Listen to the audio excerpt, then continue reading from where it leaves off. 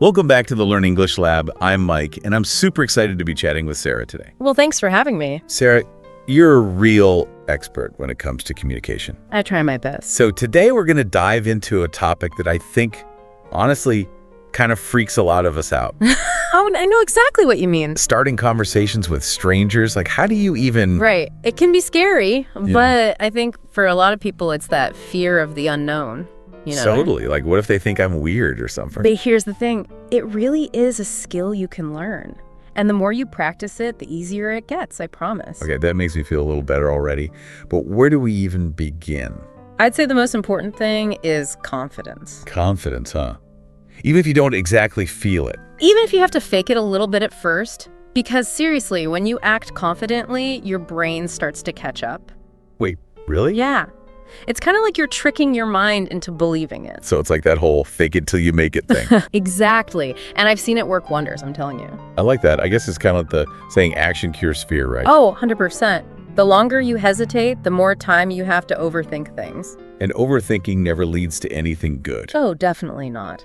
Especially when it comes to social situations. Right. Like you said, it's that fear of what other people are thinking. Which, let's be honest, is often way more in our heads than reality. So true. We build up these scenarios in our minds that probably never even happen. People are usually way too focused on themselves to be judging us as harshly as we think. Okay, that's good to remember. So confidence is key. But what's like a practical first step to actually get a conversation going? A friendly greeting goes a long way. Seriously. Like what? Just, hi. Well, yeah. But with a genuine smile, you know. Make eye contact. Introduce yourself quickly. Maybe even offer a handshake. Keep it simple. Exactly. Yeah. Like, hey, I'm friendly and approachable. I like that. Straightforward and to the point. Okay, but how do you keep a conversation going once you've broken the ice? Any tips to avoid those awkward silences? Having a few questions ready can be a lifesaver, trust me. So like do your homework. Sort of. Just think of a couple of things you could ask beforehand. That way you're not, like, scrambling for something to say in the moment. Makes sense. Yeah.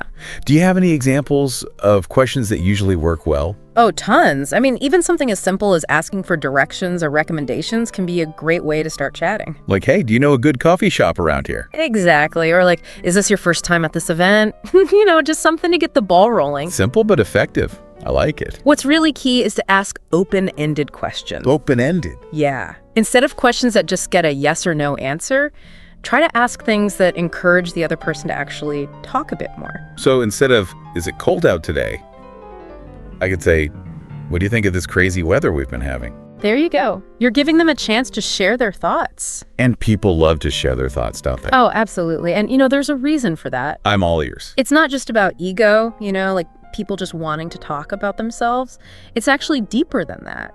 When we share our experiences, it helps us feel seen and heard. Whoa.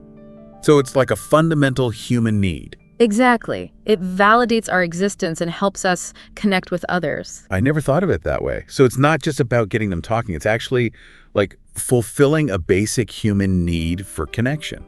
You got it. And that's why, even more than asking the right questions, it's so important to be a good listener. Oh, for sure. Like actually paying attention to what the other person is saying. Yep. Make eye contact, nod along, ask follow-up questions, show them you're genuinely interested. So you're creating a space where they feel comfortable sharing. Exactly. You're building that bridge of understanding between you two. That's beautiful. So we've got the open-ended questions. We're being good listeners. What else can we do to keep a conversation flowing smoothly? One thing that can really help is looking for common ground. It's amazing how even something tiny can spark a connection and make a conversation feel more, comfortable. Like what? Give me an example. It could be anything. The weather, the music playing in the background, even just a shared observation about the event you're both at. Oh, I see. Like, hey, we're both experiencing this together. Exactly. It's an instant bond. So it doesn't have to be some deep philosophical thing. Nope. Sometimes the simplest things are the best conversation starters. And another thing, don't be afraid of a little silence. Silence. Yeah. It's okay if there's a pause every now and then. But isn't that like the ultimate awkward moment? Not necessarily. Sometimes people just need a moment to think, you know? It can actually be a good thing. Like a chance to take a breath. Exactly. And don't put so much pressure on yourself to be perfect. It's a conversation, not a performance. Oh, that's a good point. I definitely get caught up in trying to say the right thing sometimes. We all do. But honestly, it's the imperfections that make conversations interesting. You know what? I think you're right. So embrace the awkward moments. Absolutely. And even if a conversation doesn't go perfectly, it's still a learning experience. Every interaction helps you get a little bit better for next time. So it's all about viewing those so-called failures as stepping stones to success. Yes. Think about it. Every athlete, musician, artist, they all had to practice for hours and hours, making tons of mistakes along the way before they got really good. Wow, that's a great analogy. So we shouldn't beat ourselves up if every conversation isn't a home run. Exactly. Each interaction is valuable data. It helps you refine your approach and build your confidence over time. I'm really starting to see the power of this mindset shift. Instead of fearing failure, we can actually learn from it. Now you're getting it. And honestly, not every conversation has to be some deep, meaningful exchange. Some will be amazing, some will be a bit awkward, and that's okay. So the key is to just keep practicing and keep learning. Exactly. And have fun with it. That's the most important part. Speaking of making a good impression, have you found that compliments can be a good way to break the ice? Oh, they can be fantastic. But the key is to be genuine. What do you mean? Well, you want to avoid those generic compliments that could apply to anyone, Instead of just saying, nice shoes, try something more specific like, those shoes are so unique. I love that color. So it shows you're actually paying attention. Exactly. You're acknowledging something that you genuinely appreciate about them. That makes sense.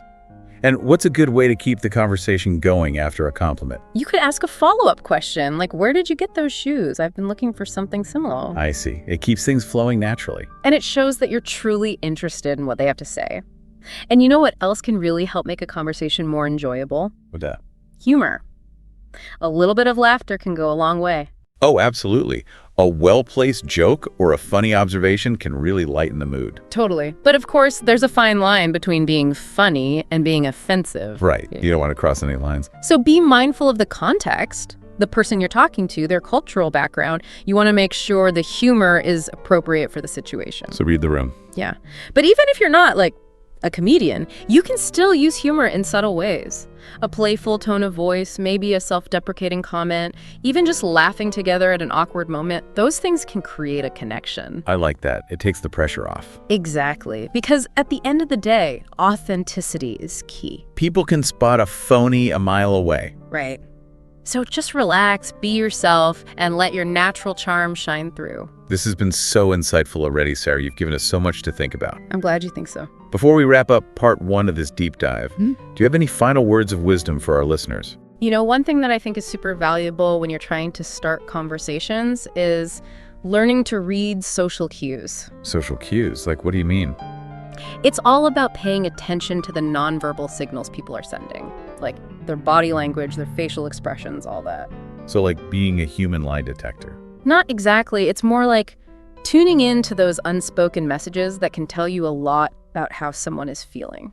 Okay, I think I get it. So like, if someone's got their arms crossed and they're not making eye contact, that probably means they don't want to chat, right? Exactly. That could be a sign that they're feeling a bit closed off or maybe just not in the mood to socialize. It makes sense. Yeah. So what are some other things we should be looking for? Well, on the flip side, if someone's smiling, making eye contact, maybe even leaning in towards you when you're talking, those are good signs that they're open to a conversation. So it's all about reading those little hints. Yep. And it's amazing how much you can learn about someone just by paying attention to their nonverbal communication. I never really thought about it like that. So reading social cues helps us figure out who to approach. Right. And also how to approach them. Oh, interesting. So like adjusting your style based on how they're acting. Exactly. Some people are more outgoing, some are more reserved. You want to kind of match their energy, Yeah, that makes sense. So if someone seems really shy, I probably shouldn't come on too strong, Red. Probably not. You want to be more gentle, maybe ask some open-ended questions to get them talking. And if someone's super chatty and energetic? Then you can be a bit more playful and energetic too. Just feel the vibe and go with it. Okay, I'm starting to see the bigger picture here. It's like being a social chameleon. In a way, yeah. It's all about being adaptable and reading the situation. This is great stuff, Sarah. Thanks, and remember, everyone's different, so there's no one-size-fits-all approach. Right. There's no magic formula. But the more you practice, the better you'll get at reading people and adjusting your style accordingly. And the less scary it'll feel, right? Because Yeah. I think for a lot of people, it's that fear of the unknown that really holds them back. Oh, definitely. But you know what? Not every conversation has to be a masterpiece. Wait, really? Seriously, some will be great, some will be awkward, and that's totally normal. I guess it's like anything else in life. Exactly. You can't hit a home run every time. Okay, that makes me feel better. So even if a conversation doesn't go perfectly, it's not the end of the world. Nope. It's just a learning experience. So we shouldn't be afraid to make mistakes. Not at all. Embrace the stumbles, learn from them, and move on to the next conversation. I think that's a really important point because I know I tend to overanalyze things after a conversation that didn't go well. We all do it, but honestly, the more you practice, the less you'll worry about those little slip-ups. I like that. So it's all about progress, not perfection. Yes. And remember, even if you only have one amazing conversation out of 10 attempts, that one connection could be life-changing. Whoa, that's a powerful thought. So don't give up after a few awkward encounters. Exactly. Keep practicing, keep learning, and who knows who you might meet along the way. Speaking of awkward encounters, I think one thing that holds a lot of people back is the fear of rejection. Oh, yeah, that's a big one. Like, what if someone just totally blows me off? Well, first of all, remember, it's not always personal. Wait, what? How can it not be personal if someone doesn't want to talk to me? Well, maybe they're having a bad day, or they're super busy, or they're just not in a social mood. So it doesn't necessarily mean I did anything wrong? Nope. It could be a million different things that have nothing to do with you. Okay. I guess that makes sense. But it's still kind of hard not to take it personally. You know? No, I totally get it. But the key is to just shrug it off and move on. Don't dwell on it. Exactly. Focus on the next opportunity to connect. Easier said than done, but I'll try. And remember, the more you put yourself out there, the less power that fear of rejection will have over you. So it's like facing your fears. Kind of. It's like building up an immunity to it. I like that analogy. Yeah. Because it does feel kind of scary sometimes. It's normal to feel that way. But trust me, the more you do it, the easier it gets. I'm definitely seeing a pattern here. Practice, practice, practice. You got it. And even if things don't always go perfectly, it's all part of the learning process. You've been so helpful, Sarah. I feel like I'm starting to get a handle on all this. I'm happy to hear that. And one thing I always tell people is that conversation is a journey, not a destination. Oh, that's deep.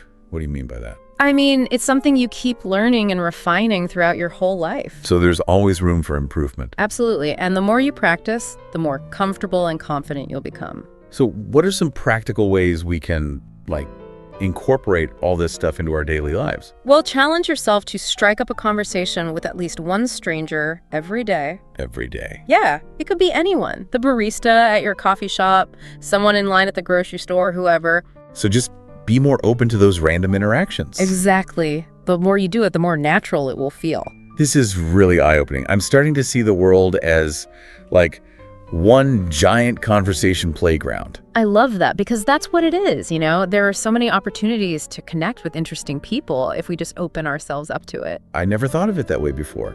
It's actually kind of exciting. It is, and you never know what amazing things might happen when you step outside your comfort zone and strike up a conversation with someone new. Well said, Sarah. This has been an incredible conversation. Thanks, Mike. I've really enjoyed it. I know our listeners are eager to hear more, so we'll be right back with the final part of our deep dive into starting conversations with strangers after a quick break. And we're back, still diving deep into the art of chatting with strangers. Always happy to talk about connection. So Sarah, in these last few minutes, let's get really practical, okay? Sounds good to me. Imagine you're at a networking event, surrounded by people you don't know. How do you actually use all this advice we've been talking about to strike up conversations? Well, first off, remember those basics we covered earlier. Confidence, smiling, making eye contact. All those things really do make a difference. They set the stage. Exactly. Then look for those little opportunities to approach people. Maybe there's a group that seems open and welcoming. Or maybe you spot someone standing alone looking a little lost. Sometimes I think we assume people standing alone want to be left alone. You're right about that. Sometimes they're the ones who need a friendly face the most. Makes sense. You could even just say something like, "Hey, these events can be a little overwhelming. Mind if I join you?" That's a good one. Simple and disarming.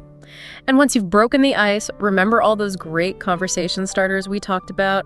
Ask them about their work, their interests, even just their thoughts on the event itself. And don't forget those genuine compliments. Oh yes, compliments are a fantastic way to show you're paying attention. Like, I really enjoyed your presentation earlier. Something like that. Perfect. Just remember to be specific. Avoid those generic phrases that could apply to anyone. Okay, got it. So we've talked about networking events, but what about more casual, everyday situations? Like at a coffee shop or in line at the grocery store. Same principles apply. Yeah. Look for those little openings, those shared moments that can spark a conversation. Like if you see someone reading a book you love. Exactly. Or maybe they're wearing a shirt from your favorite band. Use those things as springboards. I think a lot of us overthink it. We worry about bothering people or interrupting them. But honestly, most people are pretty open to a little friendly chat. I agree. I think we tend to underestimate how much people actually crave connection. It's all about taking that first step. Right. Exactly. And who knows what amazing conversations and connections are waiting out there. I love that, Sarah. Well, this has been such an enlightening conversation. Thank you so much for sharing your expertise with us. It's been my pleasure, Mike. Thanks for having me. And to all our amazing listeners out there, remember, practice makes progress. Don't be afraid to put yourselves out there. And most importantly, have fun with it. And if you're looking for a little challenge, try picking one tip from today's episode and commit to using it this week. You might be surprised at how easy and rewarding it can be to strike up conversations with new people. I love that challenge. So to wrap things up, don't forget to like this video if you enjoyed it and subscribe to our channel for more deep dives into all sorts of fascinating topics. And be sure to share this episode with your friends so we can help spread the joy of connection far and wide. Thanks for joining us on the Learn English Lab. Keep those conversations flowing, and we'll see you next time.